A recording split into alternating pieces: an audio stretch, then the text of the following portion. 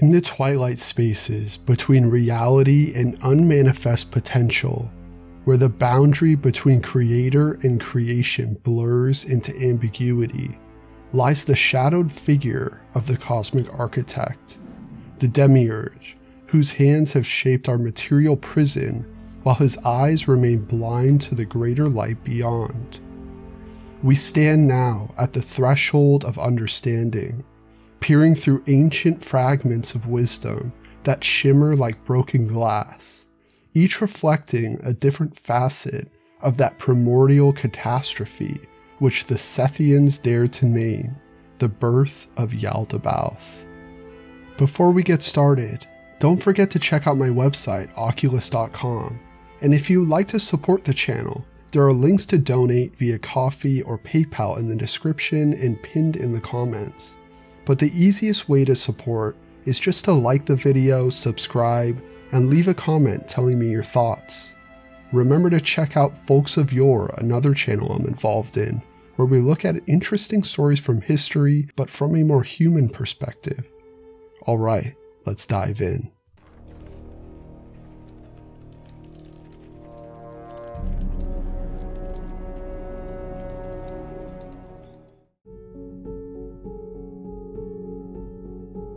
Consider the profound reversal contained within this teaching, that our world is not the loving creation of perfect divinity, but rather the aborted manifestation of cosmic error. The Apocryphon of John speaks to us across millennia, whispering through papyrus and time that the being who fashioned our physical vessel was himself a blunder, misbegotten through Sophia's unauthorized creative impulse. Here we encounter the first great reversal, the primal subversion that turns the orthodox cosmology inside out. The creator as mistake, the architect as accident. This lion-serpent being, part roaring domination, part subtle deception, emerges from the text with terrible clarity, proclaiming with cosmic hubris, "I am the only God." The words echo with ironic resonance for those with ears to hear, for these are precisely the declarations of Yahweh throughout the Hebrew scriptures. The Sethian revelation cuts like a blade through conventional theology. The thundering voice from the burning bush belongs not to ultimate divinity, but to a spiritual tyrant, blind to his own origins, ignorant of the pleroma that transcends his limited domain. With demonic planetary archons as his accomplices, those cosmic prison wardens who established the laws of matter and time, Yaldabaoth crafts the physical cosmos as a system of control.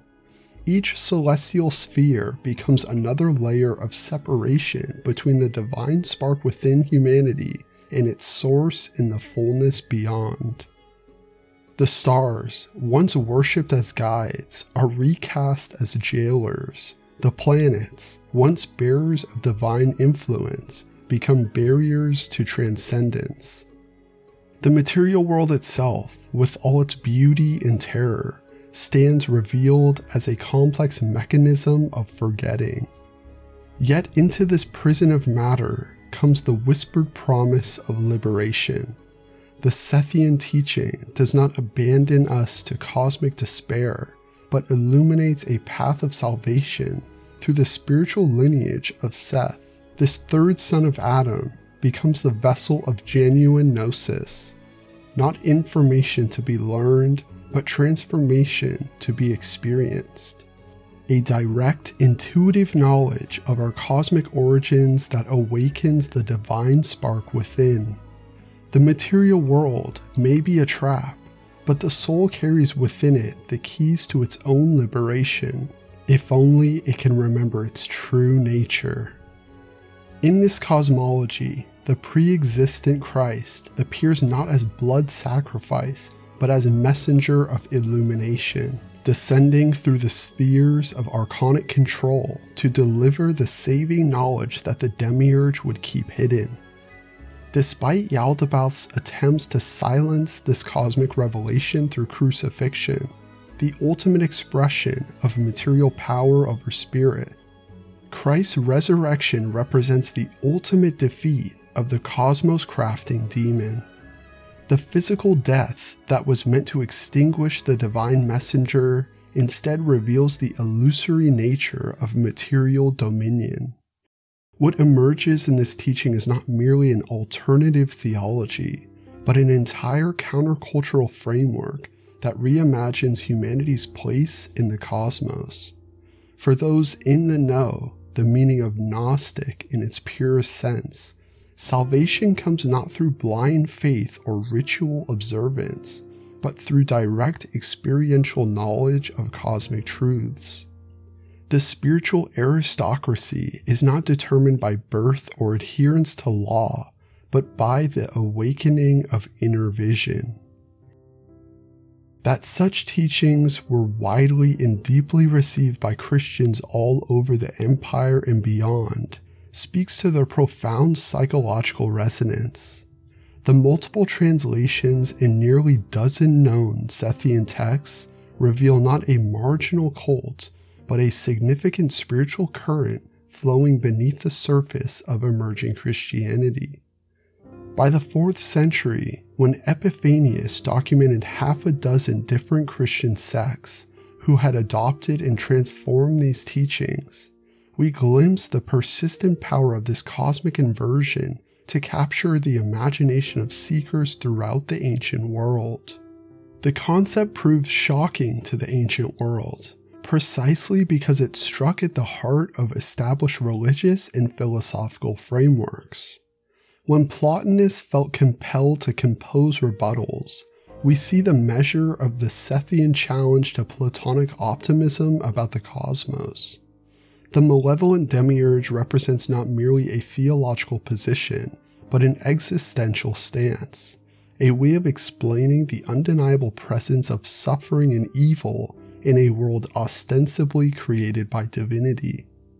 In our journey through these shadows of cosmic architecture, we find ourselves standing where countless seekers have stood before, confronting the fundamental question, what if the God who made this world is not the ultimate God? What if the voice that thunders from mountains and burns in bushes is merely an intermediary, as ignorant of true divinity as we ourselves? The Sethian revelation beckons us toward a more radical understanding that beyond the creator lies the uncreated, beyond the demiurge lies the pleroma, and within ourselves lies a spark of the very divinity that transcends our cosmic prison. The term Gnosticism flattens a multidimensional spiritual landscape into deceptive simplicity. While popular imagination fixates on the Sethian vision of Yaldabaoth as a grim abortion, a hideous amalgamation, this represents merely one facet of a prismatic movement whose boundaries blur into the traditions it supposedly opposes. Gnosticism invokes not a unified system, but a heterogeneous and even mutually exclusive group of beliefs. A kaleidoscope of spiritual visions resisting easy categorization. Michael Williams' scholarship reveals how this low-resolution category is almost immediately in need of a higher resolution theory, emerging not from self-identification, but retrospective categorization. The demiurge concept varied quite a bit among Christian sects, from Christ's logos as divine creator to malevolent world maker, each corresponding to fundamentally different orientations toward embodiment, materiality, and salvation. For some, the physical world represents a catastrophe to escape. For others, a flawed but necessary stage in spiritual evolution. Against this backdrop emerges Valentinus, whose influence nearly reshaped Christianity's trajectory when he came close to becoming Bishop of Rome in the 2nd century. The persistence of Valentinian movements for centuries, flowering in both Eastern and Western variants despite increasing opposition, testifies to the enduring appeal of this alternative cosmology. What distinguishes the Valentinian approach most sharply is its explicit rejection of the malevolent demiurge concept, a teaching they considered completely in error and suitably only for thoughtless people, according to the letter to Flora. This rejection comes not from a peripheral sect, but possibly from the most popular form of what we now call Gnosticism, suggesting the malevolent demiurge may not be essentially Gnostic at all. This theological distinction carries profound implications.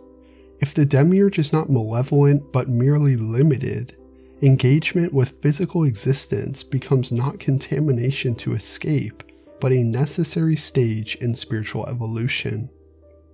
Through this alternative lens, the material world appears not as a prison, but as a classroom, imperfect yet purposeful, challenging yet potentially redemptive. Here now emerges the Valentinian cosmology, a vision of creation not as catastrophic error, but as divine unfolding. Here everything flows from the ineffable depths of Bythos, divine profundity, and the encompassing embrace of silence, the original dyad whose union transcends all categories of thought. Think of them as the cosmic inhale and exhale, the fullness and the pause, forever generating the rhythm of existence. From this first divine coupling unfolds a cascade of archetypal pairs, each manifesting another facet of ultimate reality, each expressing another possibility contained within the primordial fullness. These emanations flow outward like ripples on still water, eventually producing Theletos, the longed-for one, and Sophia, wisdom, the final pairing whose story forms the hinge upon which creation turns. Unlike the distant abstractions of philosophical speculation, Sophia appears in this teaching as a passionate, yearning presence, driven by inappropriate passionate curiosity to know the Father directly. This desire to comprehend what lies beyond comprehension, to contain what cannot be contained, tears her very being asunder. Here we encounter not cosmic evil, but cosmic longing, not malevolence, but misdirected love that ruptures the harmony of the pleroma. What follows this passionate rupture is not punishment, but consequence, a cosmic rebalancing that preserves the integrity of the divine realm while creating the conditions for a new order of existence. The higher Sophia remains within the pleroma, while her fragmented aspect, Achamoth, finds herself cast beyond its boundaries, a divine spark exiled in the darkness of non-being. From this cosmic trauma emerges the raw material of our universe, Achamoth's anguish congealing into Hyel or matter, and generating Satan with his minions, while her repentance becomes Psyche. Yet even in this exile, she is not abandoned to despair. The primordial Father sends Christ to comfort her and teach her gnosis, illuminating her darkness with the recognition of her divine origin and purpose. From this drama of passion, exile, and consolation emerges the Valentinian understanding of our universe as composed of three fundamental substances: Hyel at the lowest level, incapable of salvation; Psyche in the middle realm, possessing free will and the capacity to choose salvation; and Spirit at the highest level, that divine spark which is saved through gnosis. We ourselves contain all three elements in varying proportions. Our spiritual destiny determined by which substance ultimately predominates in our being. Unlike the Sethian vision of creation as prison, the Valentinian cosmology presents a universe of spiritual opportunity, where the limitations of materiality serve as the necessary conditions for the soul's evolution. The fall of Sophia becomes not cosmic catastrophe, but cosmic opportunity. the means by which divine consciousness can encounter its own depths through the journey of separation and return. Within the cosmic drama of the Valentinian teaching unfolds a radically different understanding of the Demiurge, one who emerges not as an evil tyrant, but as a necessary mediator between realms. Born from Sophia Achamoth's creative impulse, this being appears as a psychic form of the Father, occupying the middle position between spirit and matter, neither fully divine nor entirely material. The Demiurge stands as an imitation of the primordial Father, a reflection, albeit imperfect, of the divine creative principle. Unlike the malevolent Yaldabaoth, he can be rightly called king or father or even God within his proper domain. His limitations stem not from malevolence, but from his nature as a being of lower psychic form, who remains ignorant of the higher spiritual reality beyond his sphere of influence. When he declares, "I am God alone, there is none else," the words echo with dramatic irony rather than cosmic evil, for his blindness to higher realms reflects not rebellion, but the natural limitations of his intermediate nature. Like a child who believes his backyard encompasses the entire world, the Demiurge mistakes his bounded perspective for ultimate reality. In creation's grand design, this figure serves as a hand to beautify and labor upon the things below, unknowingly executing Sophia's higher purpose. The Demiurge becomes the instrument through which divine wisdom shapes the material cosmos, his ignorance itself part of the cosmic plan. With angelic companions as his fellow craftsmen, he combines psychical and material substances to fashion the physical universe, a work of artistry rather than imprisonment. From his throne in the eighth heaven, the Demiurge establishes a kind of inverse pleroma, a lower reflection of the divine fullness above, where order and purpose still prevail despite the limitations of material existence. This cosmic architecture preserves the hierarchy of being while allowing the possibility of ascent, creating the necessary conditions for souls to experience separation before their eventual return to Source. Far from hindering salvation, the Valentinian Demiurge contributes to humanity's spiritual journey by introducing the Mosaic Law, a protective fence meant to help people avoid Satan's destructive temptations. Though his introduction of physical death as punishment seems harsh, even this serves a higher purpose by preventing the greater psychic death that demonic influence would cause. Here, death itself becomes a mercy rather than a punishment, limiting suffering rather than extending it. The moment of Jesus' baptism brings pivotal transformation, as the Demiurge becomes the first to take notice of Christ's descent. In this recognition lies the seed of his own evolution, as he realizes his inferiority to the higher spiritual reality Christ embodies. His consciousness expands beyond its previous limitations. Unlike Yaldabaoth, who fights against divine revelation, the Valentinian Demiurge welcomes the truth that transcends him. Most remarkable in this cosmology is the Demiurge's ultimate redemption. When Sophia Achamoth reveals the full truth to him, he doesn't resist, but allows his consciousness to become transformed. The eighth heaven itself becomes a psychical paradise under his renewed stewardship, and he pledges to continue to combat the forces of Satan until creation's final culmination. Even as material reality faces eventual dissolution by fire, the Demiurge will retire to his psychic paradise alongside those souls who achieve salvation.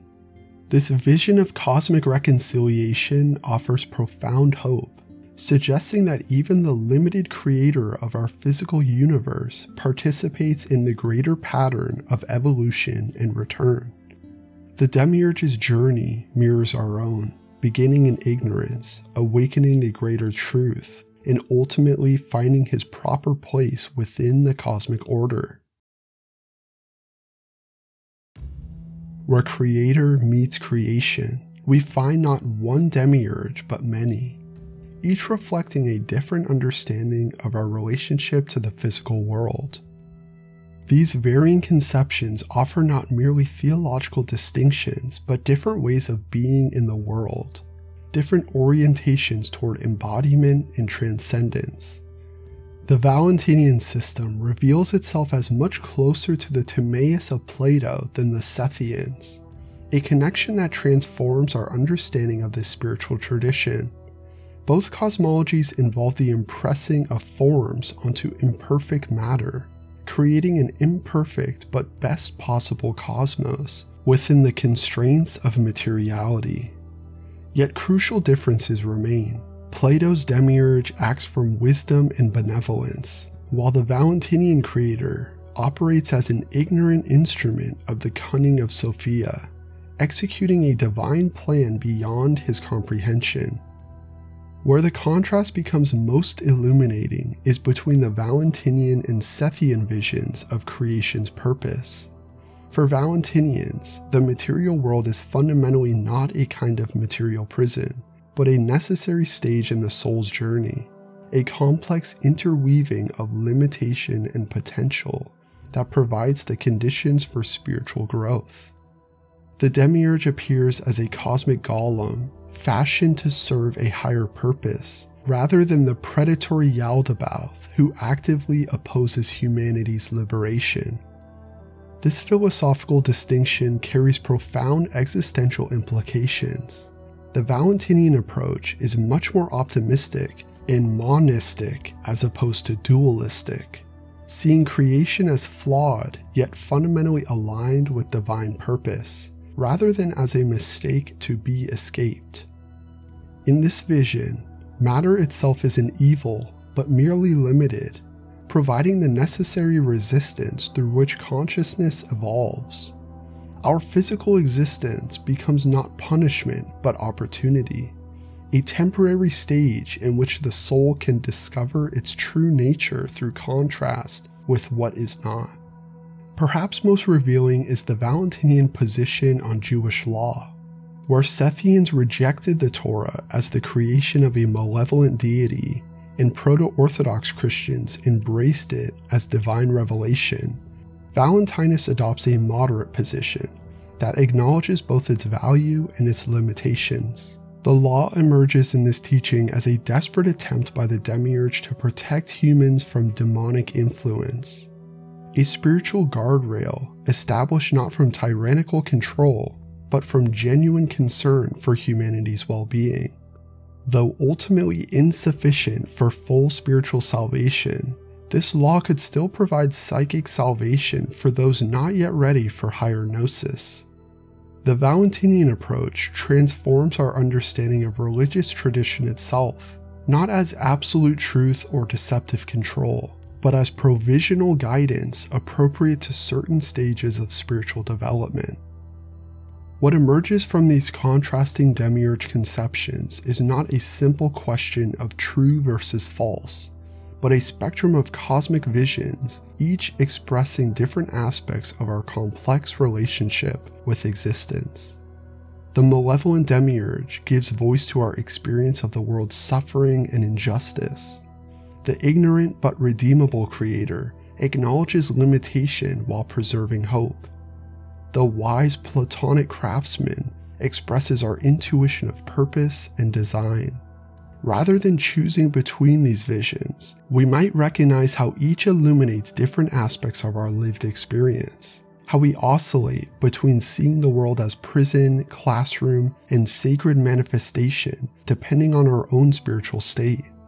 The demiurge, enigmatic intermediary between spirit and matter, between infinite potential and finite manifestation, continues to evolve alongside human consciousness itself. a symbolic vessel for our changing relationship with the cosmos we inhabit. In the endless dance between spirit and matter, between knowing and being, these ancient cosmologies offer not final answers, but living questions. Invitations to recognize ourselves as participants in the ongoing creation of meaning. The Demiurge's many faces reflect not confusion, but the multifaceted nature of creation itself, a mystery that cannot be reduced to single vision, but must be approached through multiple perspectives, each revealing another facet of the cosmic gem. Thank you again so much for joining me on this exploration of the spectrum of views on the Demiurge within Gnosticism. Let me know in the comments which view resonates most with you. And don't forget to like, subscribe, and hit the notification bell to make sure you don't miss a future video. Check out my website, Oculus.com, and check out the other channel I'm involved in called Folks of Yore, where we look at interesting stories from history, but from a more human perspective. Until next time.